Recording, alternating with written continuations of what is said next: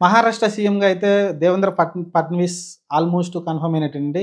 అఫీషియల్‌గా అనౌన్స్‌మెంట్ అయితే రావాల్సి ఉంటుంది. డిసెంబర్ 5 తారీఖు అయితే వాళ్ళైతే ప్రమాణ స్వీకారం ఉంది. అక్కడ పనులు కూడా జరిగిపోతా ఉన్నాయి. డిసెంబర్ 5 తారీఖున ప్రమాణ స్వీకారం ఖచ్చితంగా జరుగుతుంది. కానీ సీఎం అనేవారిది ఎవరనేది ఇంకా డిసైడ్ కాలేదు. ఏకనాథ్ షిండే వచ్చేసి వాళ్ళ విలేజ్ ఎళ్ళిపోయి వాళ్ళ సొంత ఊర్లో ఎళ్లి కూర్చోవడం చూసాం. ఆల్రెడీ అమిత్ షా తోటి మీటింగ్‌లు అయన్నీ జరిగినాక కూడా ఆయన సైలెంట్‌గా ఎళ్లి ఆయన ఊరైతే ఎళ్ళిపోయాడు.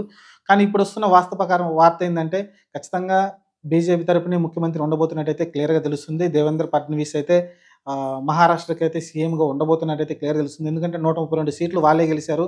51 సీట్ల దాకా వీళ్ళు గెలిచారు. 41 సీట్ల దాకా అజిత్ పవార్ ఎన్‌సీపీ గెలిసింది.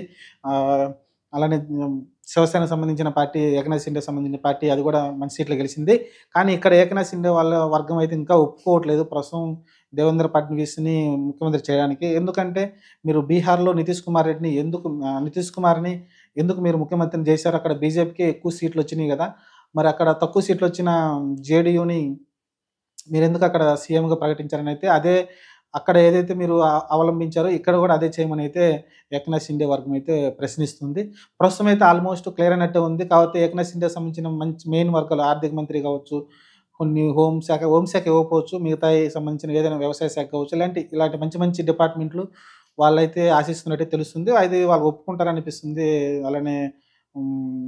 గవర్నమెంట్ గూడా మరి చూడాలి. ఇప్పుడున్నది గవర్నమెంట్ ఫార్మ్ చేయడానికైతే ఆల్మోస్ట్ కన్ఫర్మ్ అయిపోయినట్టే. రేపు 5 తారీఖునైతే దానికి ముందే మరి అసెంబ్లీకి సంబంధించిన అందరూ ఎమ్మెల్యేలొచ్చేసి ఏకపక్షంగా మరి దేవేంద్ర ఫడ్నవీస్‌ని ముఖ్యమంత్రిగా ఎన్నుకుంటారేమో చూడాలి. మరి ప్రస్తుతం అయితే ఆహ్, ఆల్మోస్ట్ క్లోజ్ అయినట్టే. 5 తారీఖైతే ముఖ్యమంత్రిగా దేవేంద్ర ఫడ్నవీస్ ప్రమాణ స్వీకారం చేయబోతున్నట్టు తెలుస్తుంది. అది అఫీషియల్‌గా అయితే రాలేదింకా. అన్‌అఫీషియల్‌గానే ఉంది. ఆల్మోస్ట్ కన్ఫర్మ్ అయినట్టే. అది వార్త అయితే బయటకొస్తుంది. ఆల్మోస్ట్ ఒక కొలిక్కొచ్చినట్టే. చూద్దాం మరి. గెలిచిన ఆనందం ఇన్నాళ్ళు ఇప్పుడు గెలిచి చాలా రోజులైపోయింది. అయినా కూడా ఎవరు సంతోషంగా లేరు. ముఖ్యమంత్రి పదవి కోసం అయితే ఒకళ్ళొకళ్ళు కొట్లాడుకోవడం చూసాం. ఫైనల్‌గా అయితే దేవేంద్ర ఫడ్నవీస్‌ని ముఖ్యమంత్రిని వరించబోతున్నట్టే తెలుస్తుంది.